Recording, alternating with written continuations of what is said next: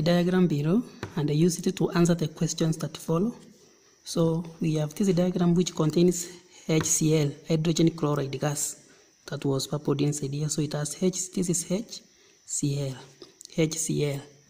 HCl, and then step 1 we have HCl, the same as this, HCl, solution A. And then we have step 2, we have hydrogen ions, chloride ions, hydrogen ion, chloride ion, hydrogen ions. So the question is identify the solvent used in step 1 and step 2. So what happened? When this solution which contains hydrogen chloride went step 1, hydrogen chloride did not ionize. It just remained the way it was. It remained in the molecular form. But when it went through step 2, it decomposed. It did what we call ionization. It ionized to form hydrogen ions and chloride ions. So the question, identify the solvent used in step 1. So in step 1, because this one is a hydrogen chloride and it did not deionize here, it means this one is an organic solvent. So you just give an organic solvent like methyl benzene. So step 2, the hydrogen chloride ionized to form hydrogen and chloride ions. It means this one is a solvent like water.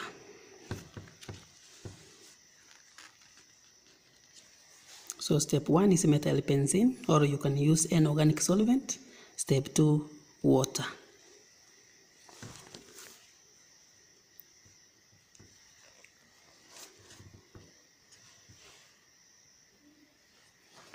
One spatula of sodium hydrogen carbonate was poured into solution A and solution B separately. What observations were made? Explain.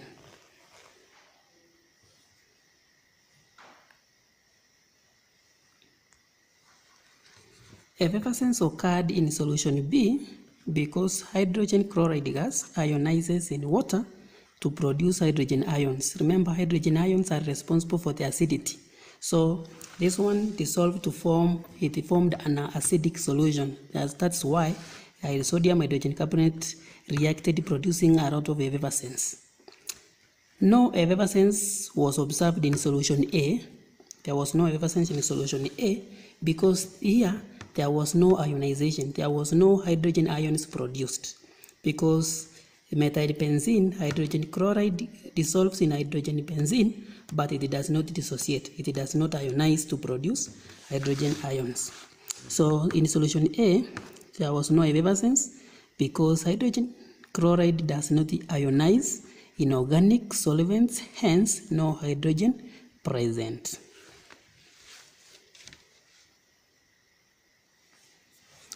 The relative atomic mass of element R is 10.28. It has two isotopes, R10, so it has R510 and R511. So these are two isotopes because isotopes are elements with the same atomic number but different mass number. Hii namba hapa juu inaitwa mass number. Hii hapa chini inaitwa atomic number. Mass number is equal to the sum of protons and neutrons. So ukipewa hii, ukiulizwa proton au neutron hapo unajua ni 5 minus 5 itakupea 5. So calculate the relative percentage of each isotope. Kwa hivyo tumepewa relative atomic mass. Sasa tunatakikana ku calculate the relative abundance. Relative abundance is always 100%. So let the 100% of this isotope yenye iko na mass ya 10 be x. So if this one is x, then that of this one will be 100 minus x because relative abundance lazima ikuwe 100%. Kwa hivyo kama ya kwanza ni x, hiyo ya pili ni 100 minus x. So RM, relative atomic mass, tunajua the formula is mass of isotope 1 times relative abundance yake plus mass of isotope 2 times relative abundance yake. Ndio maana sasa tukaweka relative atomic mass tumepewa. 10.28 is equal to X, relative mass of the first isotope, that is 10, times, so relative abundance X times mass 10 plus relative abundance ya second one ni 100 minus X times mass, which is 11, divided by 100.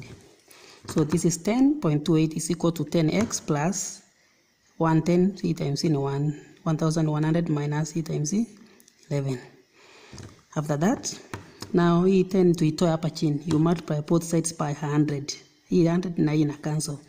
10.8 times 10 times 100 inakuwa 1028. Like terms together, hii kikucha pande hii tunatoa 11, inabaki hapa negative X. So tunapata negative 72 is equal negative X. You divide by both sides by negative 1. The answer is 72. So X is 72. So if X is 72, then that of the second one, the percentage is 100 minus 72, which is 28.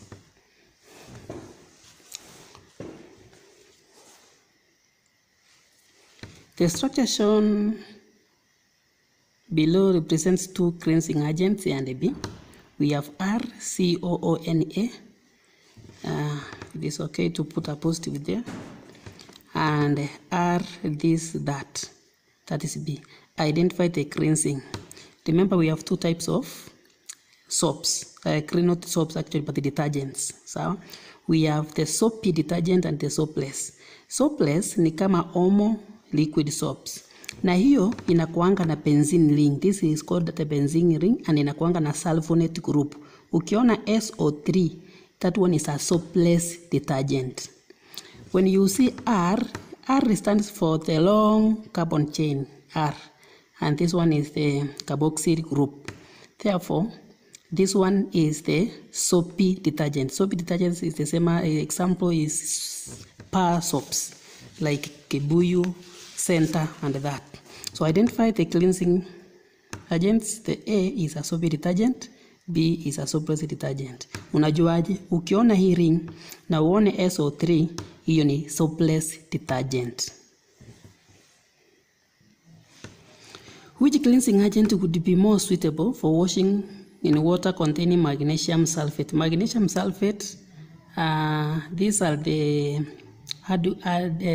ions that contain for hard water, that makes water hard, magnesium and calcium ions. So B, that is a soapless detergent, is the suitable one using water containing these magnesium ions, because a soapless detergent does not form scum with hard water. Hard water does not affect soapless detergent, but it forms scum with soapy detergents. Work out the number of sulfate ions. Work out the number of sulfate ions in 50 centimeters cube of 1.0 molar aluminum sulfate. Avogadro's constant is this. So first we can get the number of moles in aluminum sulfate, right? But before that, we can aluminum sulfate is written as this. This is the formula for aluminum sulfate. It is important that you know. So when it ionizes, it gives 2 aluminum 3 positive plus sulfate ions. How many of them? So this is 3 of them. So the number of moles of this, we can get it from here. 1 point this molar, this is morality. Morality is the number of moles in 1 liter. So 1 is 1 molar. This is the number of moles in 1,000 centimeters cube. What about 50 centimeters cube? 50 times 1 divided by 1,000. Sorry, 0.005 moles. So the number of moles of this one is this. So to get the number of moles of this is twice this, because the ratio is 1 to 2 to 3. But we wanted the number of moles of sulfate ions. So the sulfate ions. So the number of moles of the sulfate ions is going to be 3 is this. So moles of the sulfate ions is going to be 3 times 0.005. Kama tuko na hizi moles na ratio ni 1, 2 to 3, so kama hii ni 1 na ni 0.05, 3 itakuwa ngapi? Sino kumultiply. So is equal to 0.015 moles. So this is the number of moles of the sulfate ions. Lakini tunajua kwamba 1 mole of ions is equal to Avogadro's constant, which is 6.0 times 10 raised to power 23. So we can ask 0.015 moles of the sulfate ions will be how many particles, or yeah, how many of them will be there, how many ions will be there. So it is 0.015 times 6.0 times 20 raised to times 10 raised to power 23. This one will give us 9.0 times 10 raised to power 21 sulfate ions. Give the name of the following compounds. Ili upeane hii jina, kama hujaiva vizuri, kitu unafaa kufanya, make sure unafungua hii. Unaifungua how many? 1 2 3 4 5. 1 2 3 4 5. Hapa tuko na hydrogen 3. 1 2 3. Hapa hatuna. Hapa tuko na hatuna. Hapa hatuna. Hapa hatuna. Hapa tuko na moja. So tuko hapa ya 1 2 3 4 5. 1 2 3 4 5. Sawa. Hapa siko 3. Hydrogen ni 3. Ya pili hydrogen ni 1 2. Sawa. Kwa hivyo hapa hakuna kitu. So inamaanisha tunataka tukiweka double bond hapa 1 2 3 bado.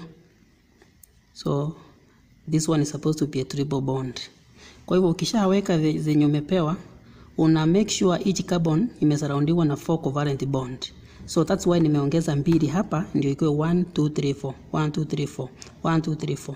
Each carbon must be surrounded by 4 covalent bonds. So ukifanya hivyo unajua hii sasa hii ni 1 2 3 4 5. The parent is pentyl. Then this is pentyne. The parent name is the pentyne, yes. But now the functional group is on carbon number 1 2. So you count the number of carbon atoms so that you give the functional group the smallest number. Nikianza hapa 1 2 3 nitaipea 3. Nikianza hapa 1 2 ni 2. Kwa hivyo this is the correct way of labeling or numbering. So the answer is now is pent 2 ine.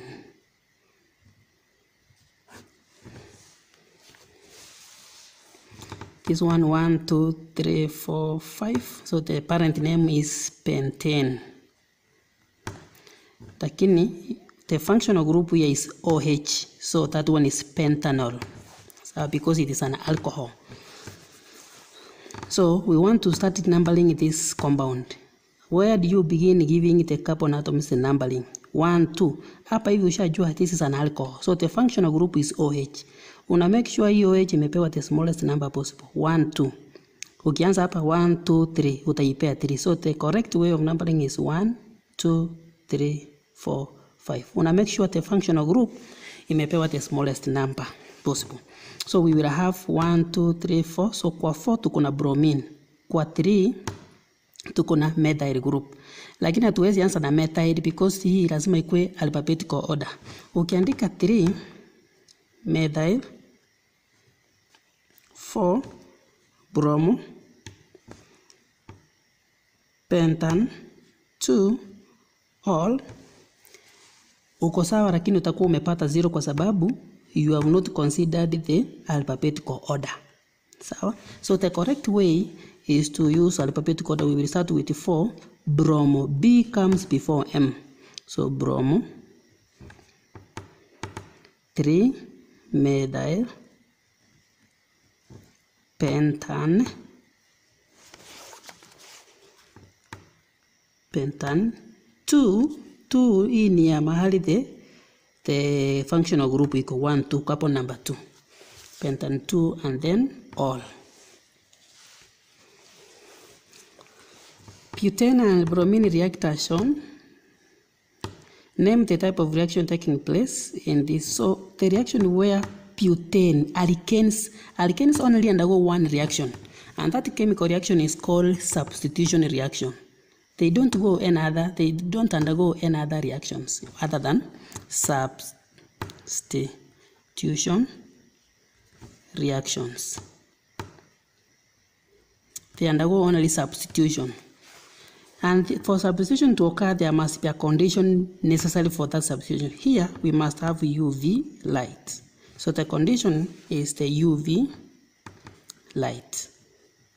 Or you simply say sunlight. Sunlight.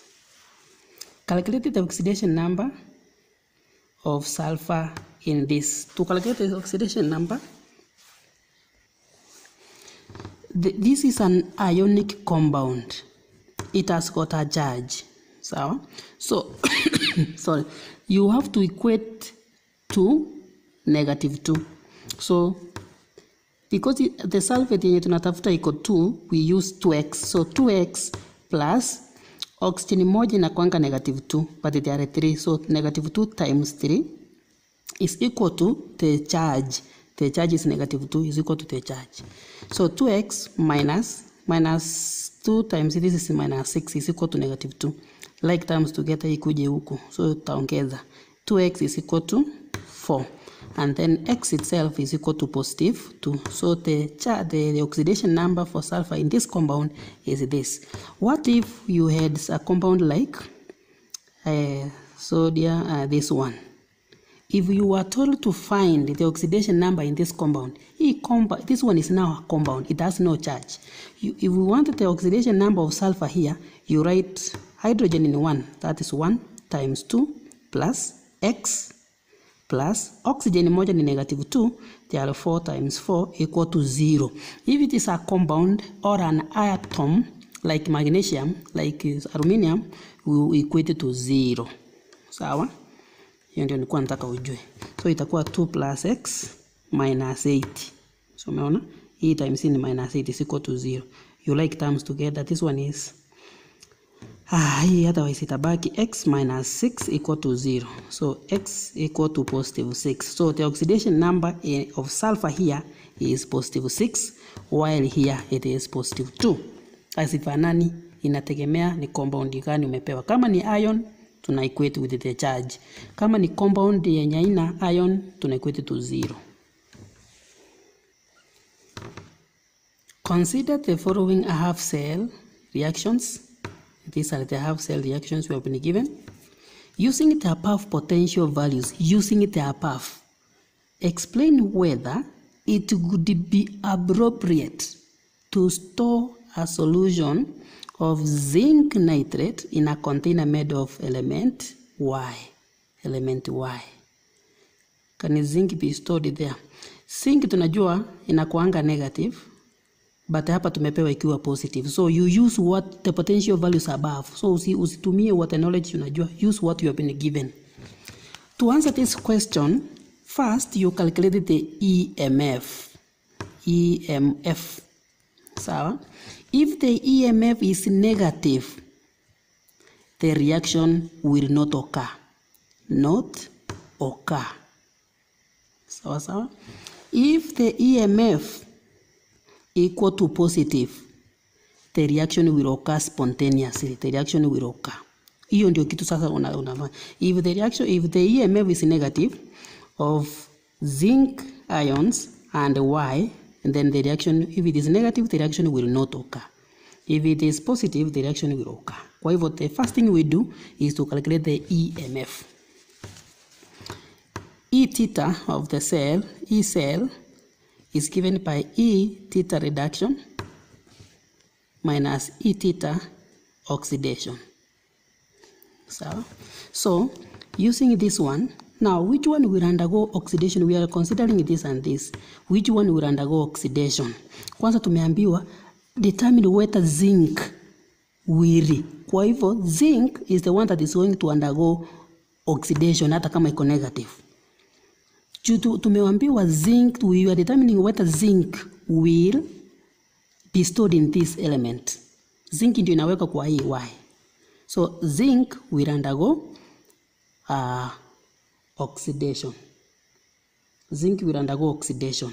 So this one will undergo oxidation. And this one will undergo reduction.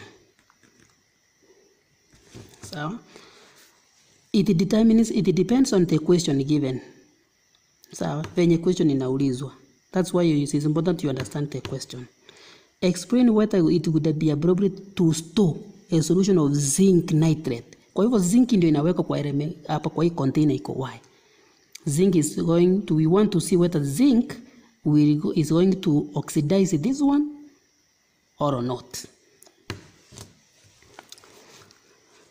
So E reduction, we have said, so that is negative 0.44 minus E, which is minus 0.76. The answer is going to be negative 1.10 volts. Because the answer is negative, then you conclude that it will be appropriate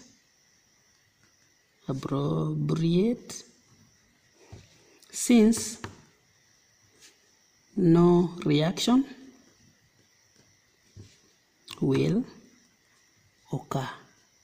There will be no reaction which will occur.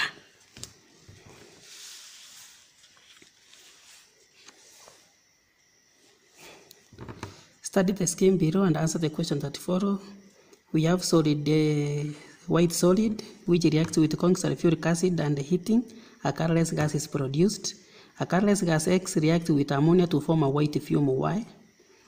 A colorless liquid plus water, it forms solution Z. Solution Z heat with solid W, it forms pale blue, yellow, pale green, or yellow gas V. Write an equation for the formation of white fumes. So what forms a white fumes is the reaction between ammonia and hydrogen chloride. So the solid here should be rock salt, which is sodium chloride. Sodium chloride will react with sulfuric acid to produce hydrogen chloride gas. Hydrogen chloride will react with ammonia to form ammonium chloride, which is a white fume. What is the function of solid W in this reaction? It is used as oxidizing agent. Identify gas V. Gas V is chlorine gas from the color. You can know that one.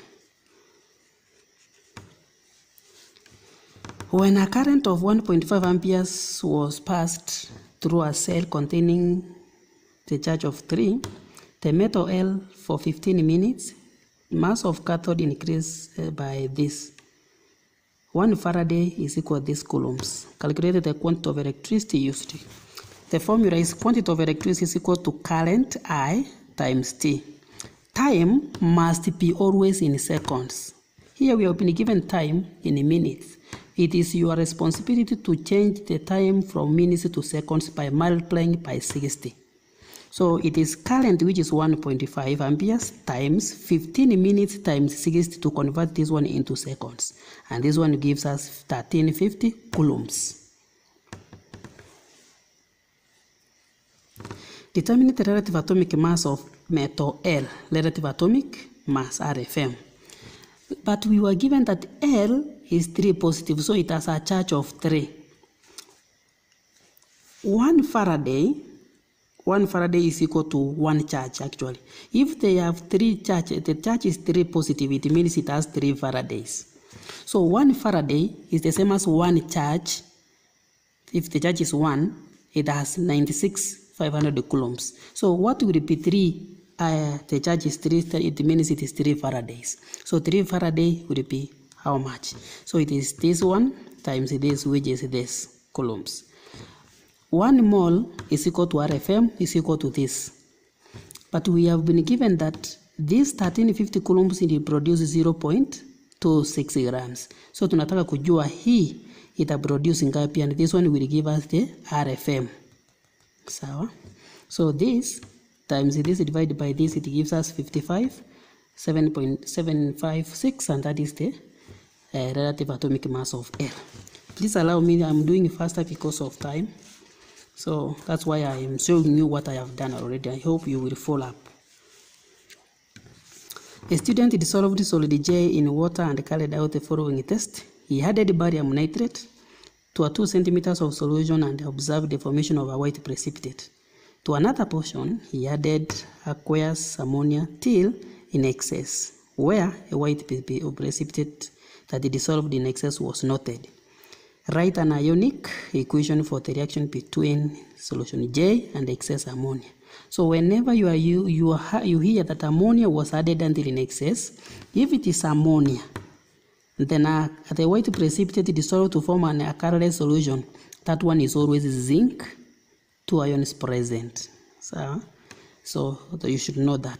If you are adding barium nitrate, a white precipitate is formed, then you should know the sulfate, the sulfite, or the carbonate is present.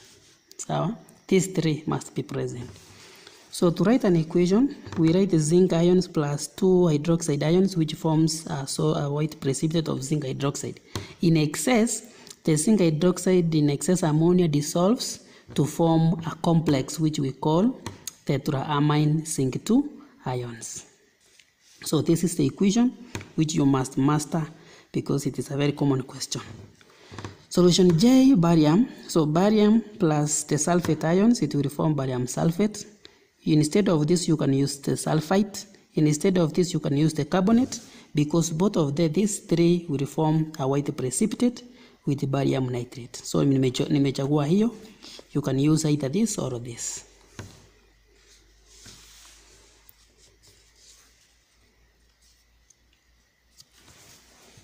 A mixture of carbon 2 oxide and carbon 4 oxide and carbon 2 oxide are passed through potassium hydroxide as shown. So this is a mixture of carbon 4 oxide and carbon 2. Imepitishwa kwa potassium hydroxide solution. So there is a blue flame here which is burning with gas X. So the question is, name gas X.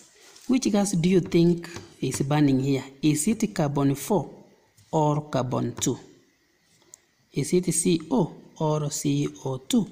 But we know that the CO2 first, it does not support combustion, so it will not burn. Therefore, again, it is passed through potassium hydroxide. This one will absorb all of the carbon 4 oxide, so it will not even go to this end. So this one will absorb all carbon 4 oxide. So the gas here is carbon 2 oxide.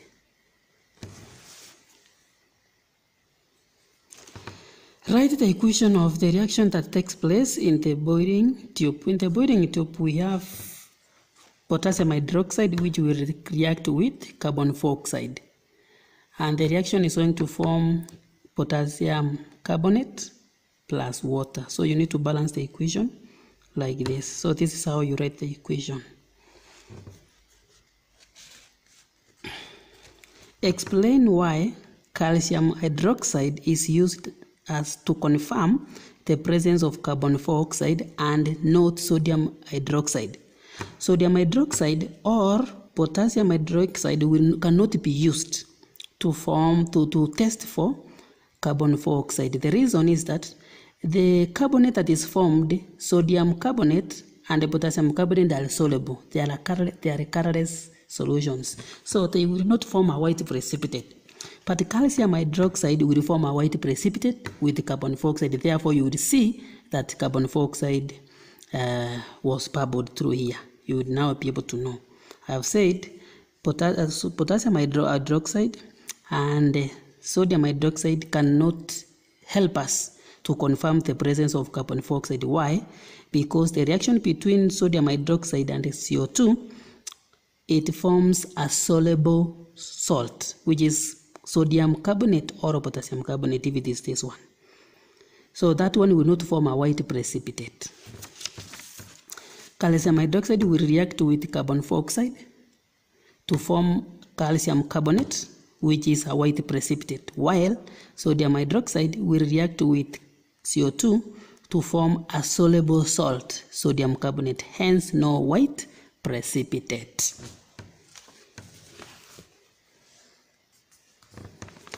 2 grams of sodium hydroxide is added to 30 centimeters cube of 1 molar sulfuric acid. What volume of 0.1 molar potassium hydroxide should the solution will be needed to neutralize the excess acid? So here, this is what we call the back titration. Sodium hydroxide is going to react with the sulfuric acid.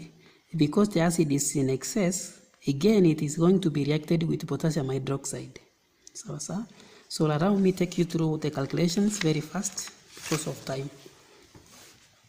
So first, lazima unajua hiyo equation venye inakuwa, lazima ujue kuandika the balanced equation of sodium hydroxide reacting with sulfuric acid to form sodium sulfate plus water. So, then first tunataka kutafuta moles of sodium hydroxide. Tuko na grams, tuko na RFM from this. Sodium is 23, this one. So sodium hydroxide ni 23 plus 16 plus 1, which is 40. So moles tunajua is equal to mass over RFM, which is 0.5. So moles of sodium hydroxide is 0.05. So the ratio is 2 to 1 to 1 to 1. So once we know the moles of this, we can know moles of this that reacted with this automatically. So yes. But first, since we have the molarity of this one, the molarity was 1 molar. So, and the volume that it was used here is 30 centimeters. We can first get the original moles of sulfuric acid that was used. We can get the molarity of the original. Moles of original sulfuric acid is equal to 1 molar means is the number of moles in 1,000. 1 molar is the number of moles in 1,000 centimeters cube. What about 30? So originally sulfuric acid ilikuwa na 0.03. Kwa hivyo yenye react na sodium hydroxide tutaipata tukitumia hii molarity. Moles of acid that reacted with sodium hydroxide tunatumia hii ratio. Kama hii ilikuwa 0.05, 1 itakuwa nini? Itakuwa a half. Sawa? So moles of sulfuric acid 2 is equal to 2. What is equal to 0.5? What about 1? So itakuwa 0.05 times 1 divided by 2. So moles of sulfuric acid that reacted with sodium hydroxide ni 0.025.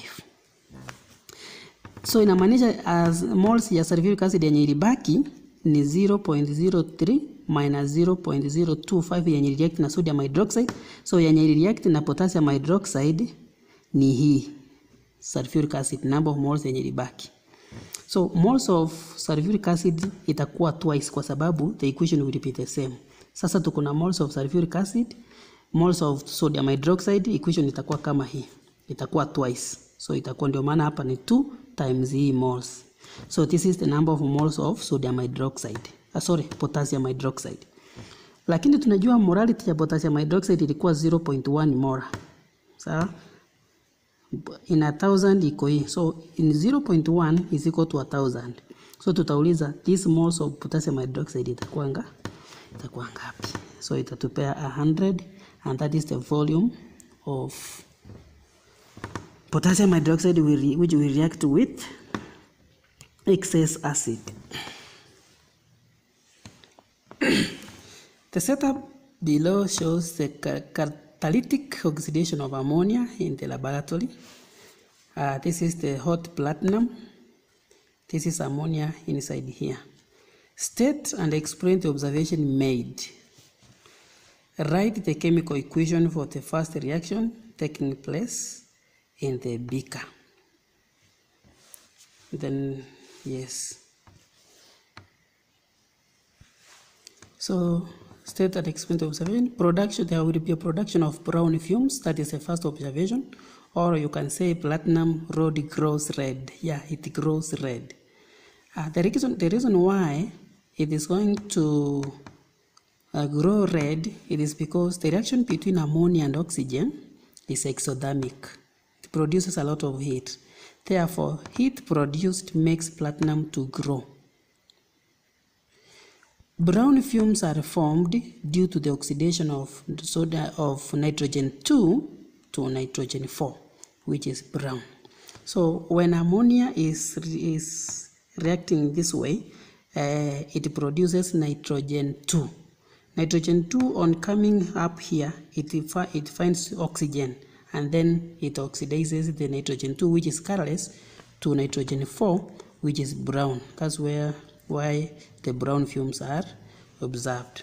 So write the chemical equation. So ammonia reacting with oxygen, it forms nitrogen 2.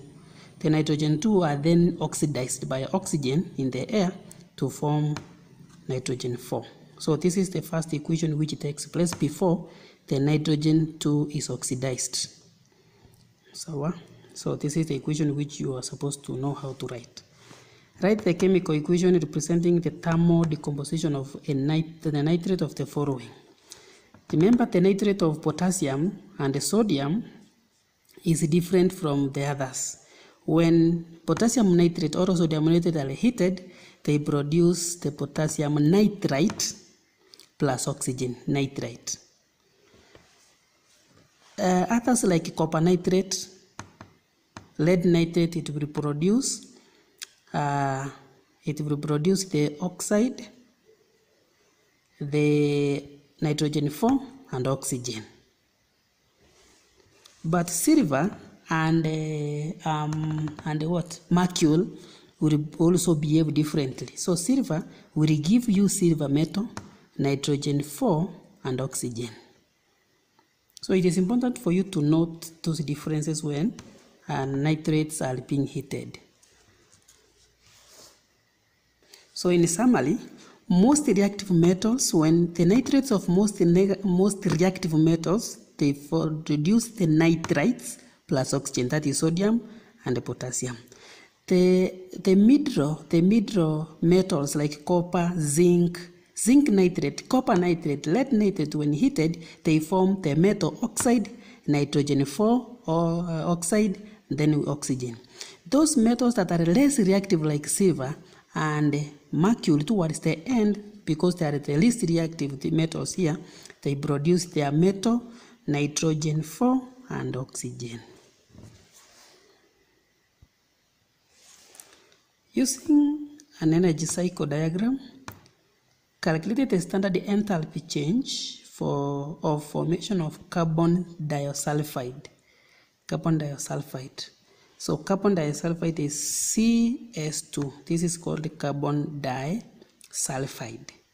So first, you need to know how to write the equation of carbon plus sulfur to form this one. So to draw an energy diagram, level diagram, you need to have some knowledge on how sulfur is going to combine with carbon to give you carbon disulfide. So that is the first reaction, formation of calcium. This one, sulfur plus oxygen, that one we will have been given sulfur plus oxygen, it will give us sulfur 4. But carbon disulfide, when heated, plus oxygen, how many oxygen is here? 3, it gives us this, right? It gives us carbon 4 plus sulfur 4. That one you have been given. So kitu ulikuwa unafaa kujua ni hii equation. Ukijua hii, hizi zingine zote umepewa. Hii carbon disulfide plus oxygen is equal this, ndio hii. So this one is the most important thing ulikuwa unafaa ujue kwanza. But we know from the Hess law of constant heat summation, we know this one is the direct, this is the indirect route of getting this, and this one is the direct route. This and this is the direct route, and this one is the indirect route. But the Hess law states that the energy changes that in converting reactants into products is the same regardless the route. Whether I use this wrong route or this short, the direct route, the chemical change, regardless of the route by which the chemical change occurs, the energy is going to be the same. So this one, the direct route is equal to indirect route. So that's why we have done like this. This one plus this one, I gave this one H1, H2. H1 plus H2 will be equal to this delta H of formation plus delta 3H, H3. So hii tulikuwa tumepewa negative 339.93. So negative 393 plus hii moles ni mbili, ndio maana nimepiga times 2. From here to here is negative 294. Negative 294 times 2 kwa sababu the number of moles. Hii ni per mole, 1 mole, but these are 2 moles. Times 2 is equal to, we are looking for this one is equal plus, this is negative. We have been given that. So hii ukimtoa utapata negative 981 is equal to delta HF minus this. You like terms together. So inakuwa hivi, and then you find the heat. The standard enthalpy change for formation of carbon diosulfate is positive 91 kilojoules per mole. An element has an atomic radius of 0.136 millimeters and an ionic radius of 0.065 meters. Is this element a metal or an nonmetal? Give a reason. Kwa sababu ukiangalia atomic radius is bigger than the ionic radius, or the ionic radius is smaller than the atomic radius, automatically that one is a metal.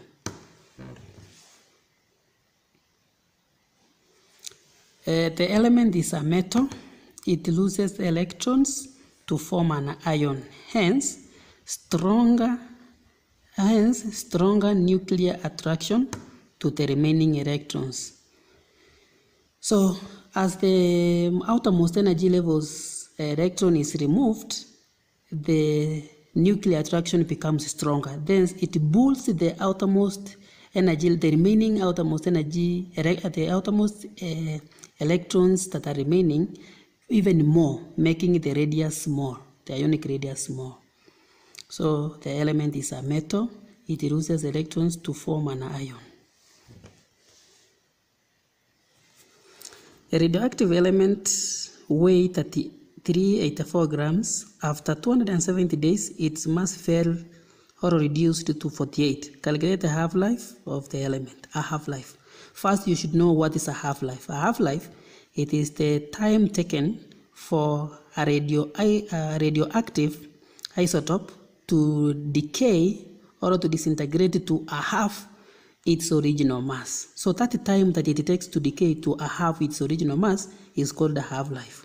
We can calculate a half-life using the formula or using the concept. First, the formula is that the remaining amount is equal to a half raised to power n times original mass, where n is the half-lives. Kwa hii hesabu tunatafuta half-life, so hatuna n, we are looking for n. Remaining amount ndio hii 48. Original amount ndio hii 384. So 48 is equal to a half raised to power this like that.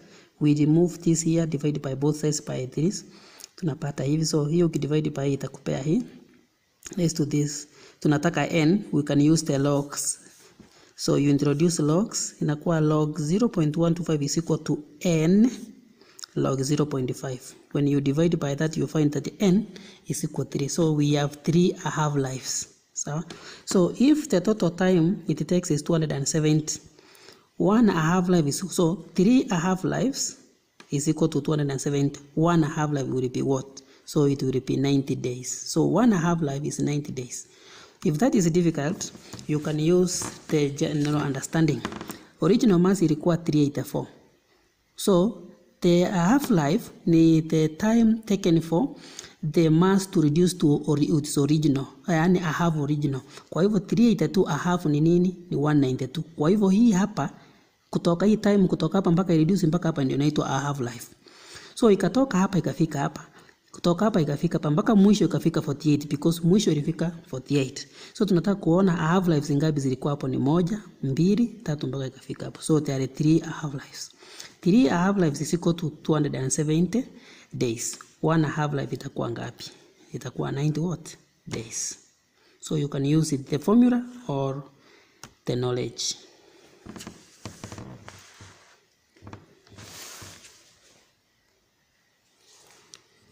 The setup below represents the apparatus used for electrolysis of magnesium sulfide. Which element is the cathode? write the equation for the reaction at the anode. Kwa hivyo hapa sasa tuchapewa ile inakuanga hivi,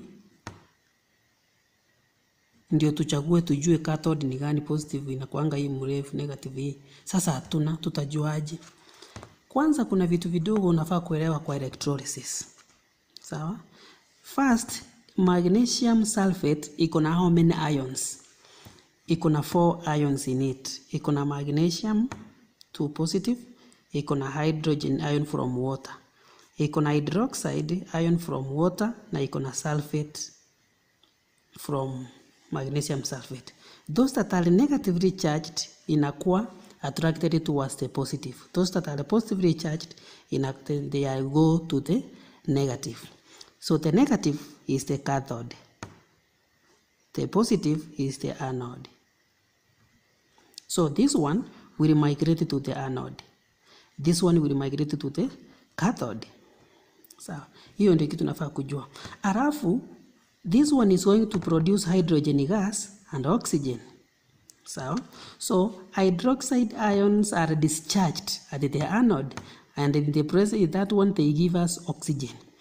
Hydrogen ions are discharged at the cathode to give us hydrogen gas. But hydrogen gas inatokanga ni 2 moles. So the ratio of oxygen to hydrogen inakuanga ni 1:2. So ukiangalia hii diagram, hii space ya gas yenye ilikuwa formed hapa ni kubwa, hii ni ndogo. Automatically hii inakuambia ni hydrogen gas, hii inakuambia ni oxygen. Kwa hivyo kama oxygen ilikuja hapa, hii ni nini? Hii ni cathode, hii ni anode, hii ni cathode. So which element is the cathode? The element Z. Z is the cathode. So write the equation for the reaction at the anode. At the anode hydroxide ions are going to be discharged to form oxygen. So hydroxide ions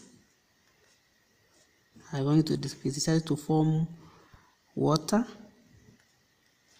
plus oxygen plus 4 electrons. So this is the equation at the. I hope umeona kenye nimefanya. A bicycle was found to hold a maximum volume of 990 centimeters at STP. On one more hot sunny day, the temperature was 30 degrees and the pressure this. The rider inflated the tire. Explain what happened. Show your calculations. Standard temperature and the pressure. So at STP, the temperature is 0, which is the same as 273 Kelvin, and pressure is that. So we use the formula. So kwanza unafaa kujua at STP, this is the pressure, and the temperature is 0 degrees. 0 degrees is the same as 273 Kelvin, because here we don't use temperature in degrees, we use temperature in so pressure 1 times volume 1 divided by T1 will be temperature 1 will be equal to pressure 2 volume 2 over this. So for us to comment what happened, kwanza lazima calculate the volume. Sawa? So pressure 1 is 760 times volume 1 99 this divided by temperature 1. Temperature 1 is 273, which is 0 degrees. Volume 2 is what we are looking for. Temperature 2, sorry, we have the atmospheric pressure 2 is 800, and then temperature 2 is 30. 30 you add 273, because 273 is the Kelvin, we don't use the degrees, so that's why 303. So you find that the volume 2 is going to be this. So the volume 2 is 1043 centimeters cube. So what will happen kama ina occupy 990 na saa hii imefika 1043? What will happen? It will burst. So hivyo ndio unajua what will happen. So the tire will burst since the volume of air exceeds its maximum capacity. Consider the equation here. We have hydrogen peroxide with water. It is at equilibrium with this. State and explain the species acting as a base in the backward reaction. A base, remember, a base is the proton acceptor, so, while an acid is a proton donor, according to whose definition? So this one will accept the proton from this one. So this one is going to act as an acid, and this one is going to be a base. So state and its species acting as a base. So it is this one because it is going to accept a proton from hydroxonium ion to form hydrogen peroxide. That in terms of structure and bonding, explain why the melting point of silicon 4 oxide is such higher than that of sulfur 4 oxide. So silicon 4 oxide has a giant atomic structure with strong covalent bonds. So while sulfur 4 oxide has molecular structure with weak van der Waals forces. That's why the melting point of this one differs a lot. This one is very high and this one is very low because of that. A compound Q with molecular mass this 28 contains this and this carbon, this hydrogen. Determine the molecular formula. So to determine the molecular formula, first we have to get the empirical formula. To get the empirical formula, you write element, carbon, hydrogen, mass in percentage, 85.7 for carbon, 14.3 for hydrogen. RAM tumepewa 12.1. Number of moles is mass over RAM. 85.7 divided by 12 is 7.142. 14.3 divided by 1 is 14.3. Mole ratio tuna divide by ile ndogo. The number of moles is ile ndogo. So ndogo kabisa ni 7.14. So 7.14 divided by 7.14 is 1. 14.3 divided by 7.14, the answer is 2. So the empirical is C1H2. So H2. And then now the molecular formula, we get it that the empirical formula times N is equal to 28. C in 12, hydrogen in 2, 1 plus 1. So for N is equal to 2. And then now our molecular formula is this. Write the structure of the Q. So Q ukiangalia ni carbon ni mbili, unaweka carbon 2. So here you just write carbon, carbon. Hydrogen ni ngapi? 1. Here hydrogen, here hydrogen. So ukiangalia hii carbon haijazungukwa na 4 covalent bond 1 2 3 1 2 3. So ni jukumu lako sasa kujua, unaongeza moja ndio ikuwe sasa this one is within.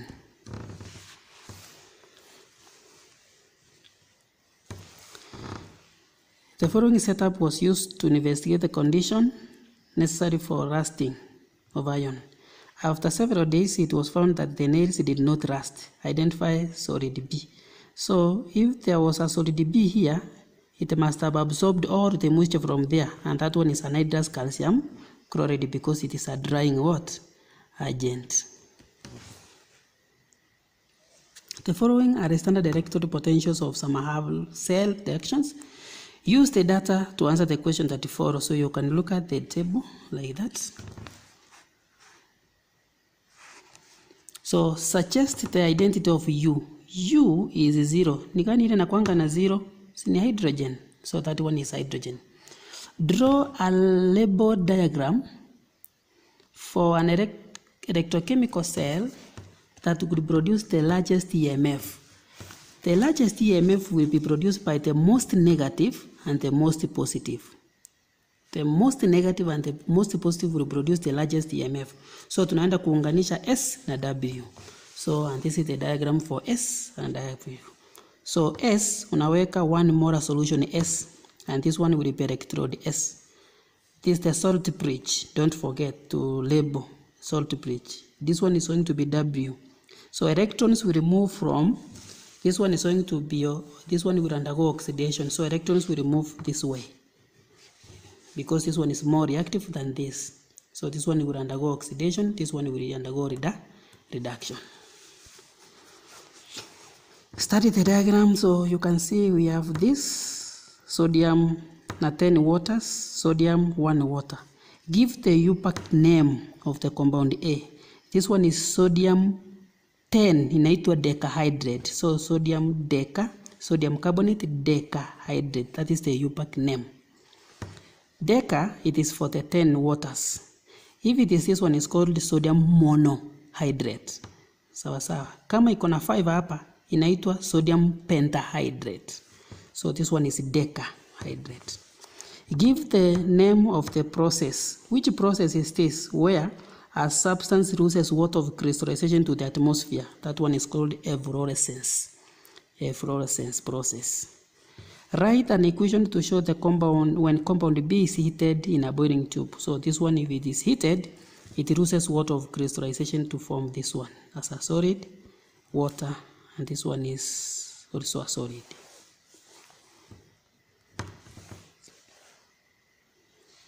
Below is the equation of a reaction that takes place in a catalytic chamber on the upper process. Ammonia reacting nitrogen plus hydrogen to form ammonia. The equilibrium. Explain how the yield of ammonia will be affected if the pressure is increased. Increasing pressure will favor the forward reaction, where we have fewer of the, this is 1 plus 1, 1 plus 3 is 4. So here the volume is 4, here volume is 2. Increasing pressure will favor the direction where we have fewer molecules. So increase in pressure leads to increase the yield of ammonia, since increase in pressure will favor the direction with fewer molecules. Therefore, equilibrium will shift to the right.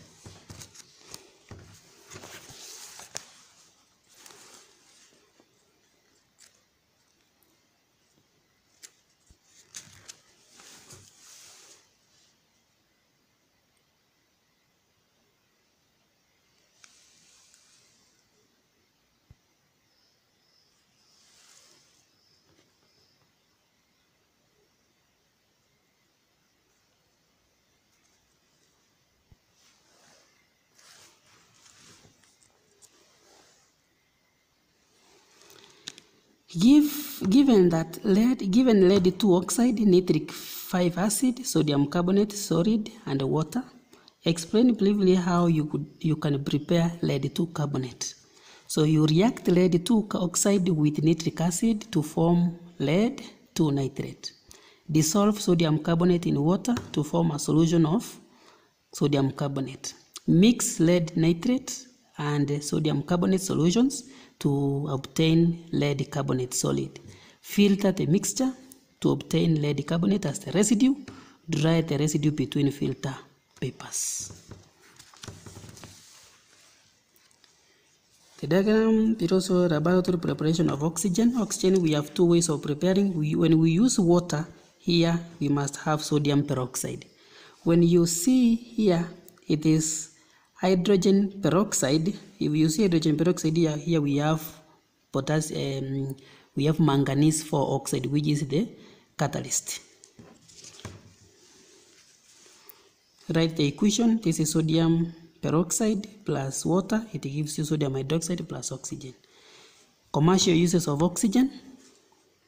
Used in hospitals by patients with breathing difficulties or problems. Used to remove impurities in steel making. Liquid oxygen is used as a rocket fuel. What will be observed when chlorine is coupled through potassium bromide? Explain using chemical. The solution changes from colorless to brown because bromine is brown. So chlorine will displace bromine from its solution because it is more reactive than bromine. And this is the equation.